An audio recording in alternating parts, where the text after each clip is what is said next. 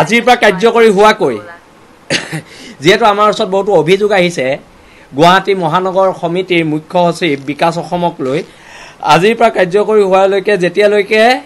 তেওঁৰ বিৰুদ্ধে উঠাই অপৰাধমূলক অভিযোগবোৰ আমাৰ সংগঠনৰ মজিয়াত তদন্ত নহয় তেওঁক প্ৰাথমিক সদস্য পদৰ পৰা বীৰ লাচিত খানা অসমৰ প্ৰাথমিক সদস্য পদৰ পৰা বহিষ্কাৰ কৰা হৈছে আৰু তেখেতক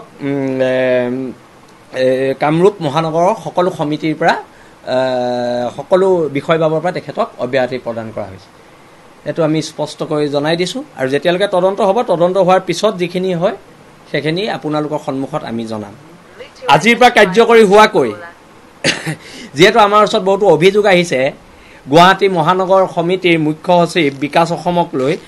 আজিৰ পৰা কাৰ্যকৰী হোৱালৈকে যেতিয়ালৈকে তেওঁৰ বিৰুদ্ধে উঠাই অপৰাধমূলক অভিযোগবোৰ আমাৰ সংগঠনৰ মজিয়াত তদন্ত নহয় তেওঁক প্ৰাথমিক সদস্য পদৰ পৰা বীৰ লাচিত খানা অসমৰ প্ৰাথমিক সদস্য পদৰ পৰা বহিষ্কাৰ কৰা হৈছে